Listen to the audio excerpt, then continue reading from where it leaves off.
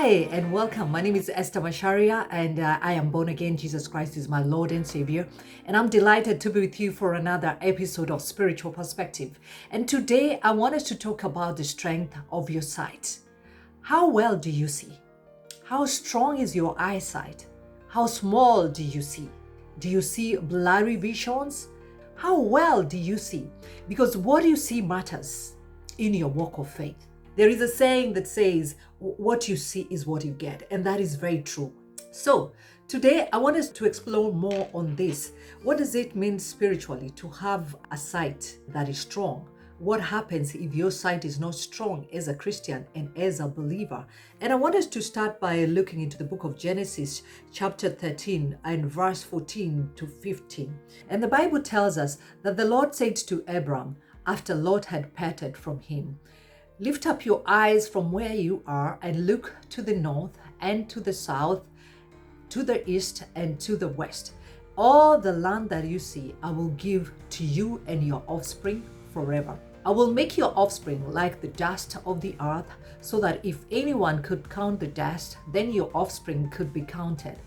Go walk through the length and the breadth of the land, for I'm giving it to you." These are the words that the Lord gave to Abraham when he parted ways with Lot. And that tells me that there are people we need to separate with for the Lord to take us to a different level of blessings. Abraham had to part with the Lord for the Lord to come and give him whatever it is that he wanted and whatever it is that he could see. But this is a story for another day. So the Lord here comes to bless his servant right after he separates with Lot. And one thing we see is that this blessing was just not being released. You know, the Lord is so sovereign and he's all powerful. And the Lord is capable of saying, I bless you with this. But in this particular kind of blessings, the Lord needed for Abraham to play a part in receiving the blessings. And so we see that he gave him an assignment and he told him that all the land that you see, all the land that you can be able to see with your own naked eye is what I will give you. So the Lord could have given Abraham the whole globe, like he would have given him the whole earth. But he wanted to go as far what Abraham could see. Have you ever thought why this was so? Why did he make it dependent on what Abraham could see? Yet he's Lord. He could see Abraham's mind and he knew how much he wanted to give. He knew how much he wanted with Abraham. But in this case, he told him to receive up to what he could see.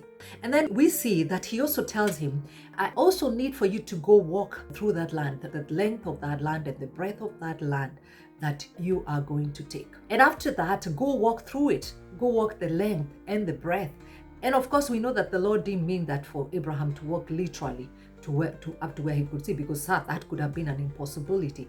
But what was he saying? So in order for Abraham to receive what the Lord was giving him, he needed to see it. He also needed to perceive it, and he needed to possess it. There are three things he needed to do. And God not only needed Abraham to have faith, but also to see, to feel, to touch, whatever it is that he was getting. And my question is, right now at this moment, what are you looking at? What do you see right in front of you? What is that you trust in God for? What do you see? Because you have to see it. There are three things that we learned from this particular conversation that Abraham had with God. And one of them is what Abraham saw is what God was going to give him. In a nutshell, that means that what it is that you see is what you get. In this case, if Abraham saw a hectare of land, that is what the Lord was going to give him. If he saw 10 million hectares of land, that is what the Lord was going to give him.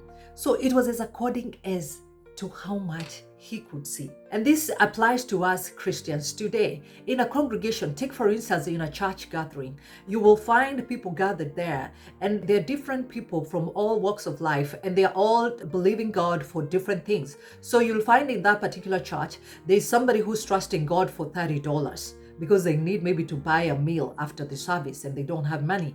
In that same service, there's somebody who's trusting the Lord for $30,000 because they need maybe to give a down payment of a mortgage. And in that same service, you will find that there's somebody who's trusting God for $30 million.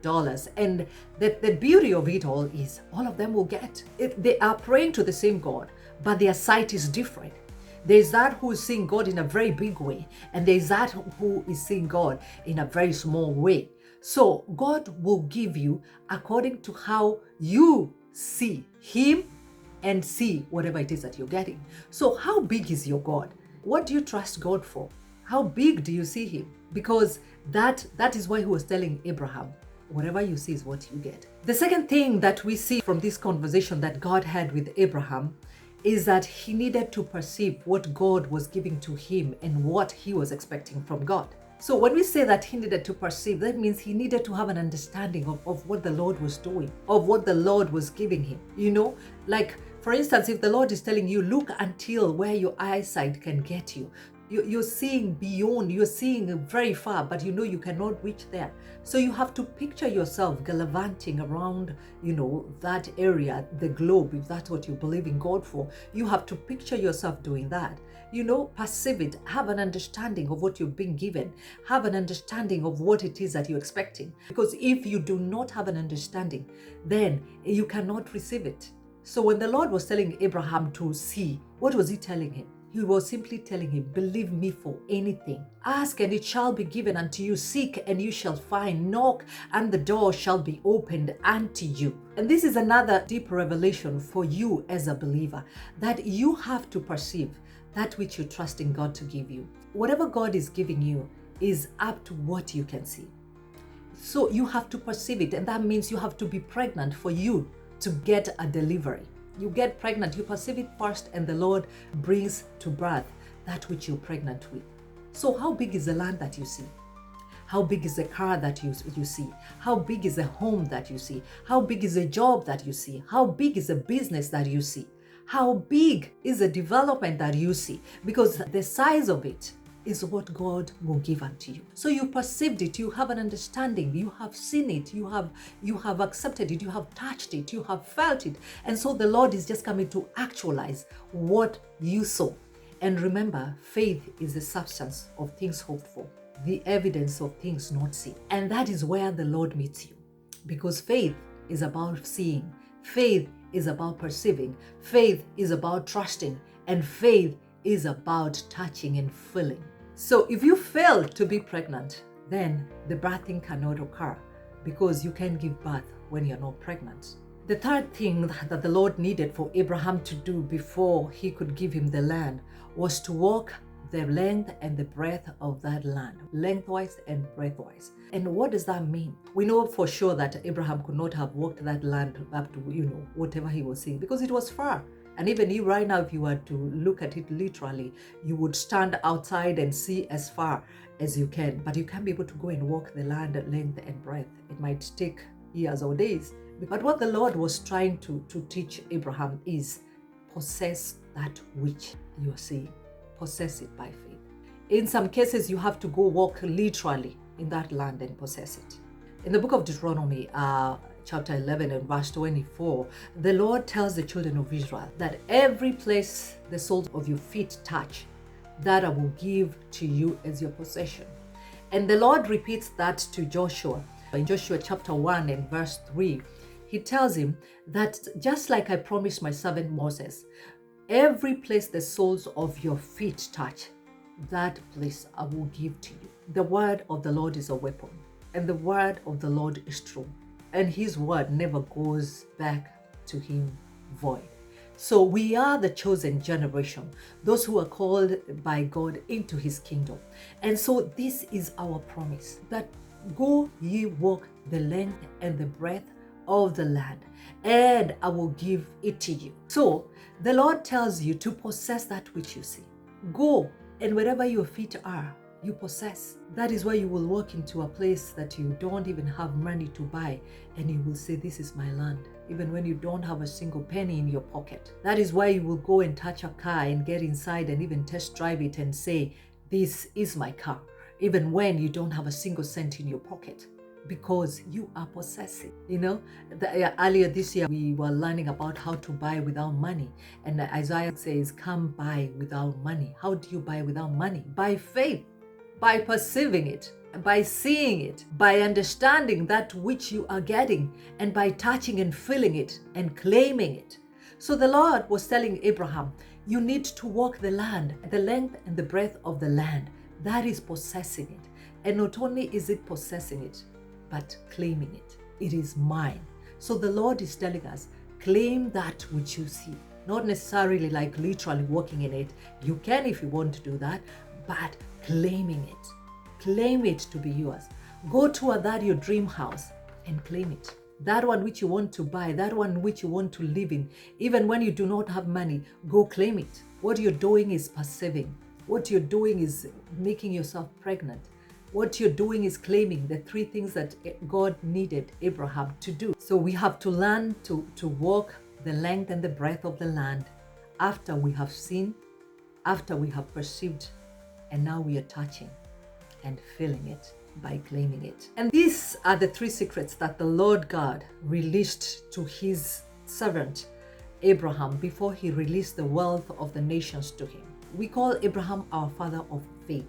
And so he's our father in many things. He believed God and it was credited to him as righteous. So even us, we are credited as righteous because we believe.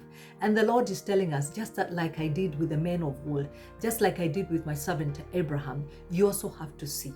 You also have to perceive. You also have to possess. These 3 secrets were released those many years ago. But God never changes. He is the same yesterday, today, and tomorrow. And whatever he did with the men of old, he's still doing today. And he's telling you that just like I did with Abraham, I can also do it with you. And my question begs, what do you see right now? How big is your eyesight? How strong is your eyesight? How big is the vision that you have? Because up to what you can see, just like Abraham, it is what you will receive. It is what the Lord is going to release unto you. This is a strategy, the strategy of seeing, perceiving, and possessing whatever it is that you want. It is a strategy for every believer. You have to have this strategy. See as much as you can see. The smallness of your eyesight will make you lose, but how big you see is what you will get. So learn to see big and learn to feel, touch, claim, perceive, understand, be pregnant with that which you want the Lord to do for you.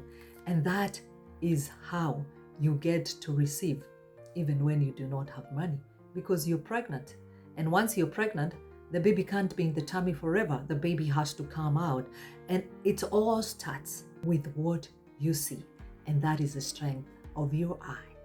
And that's it for now. Like, subscribe, share, leave a comment, and write to us on spiritualperspective2024@gmail.com. Bye for now. I'll see you in the next one.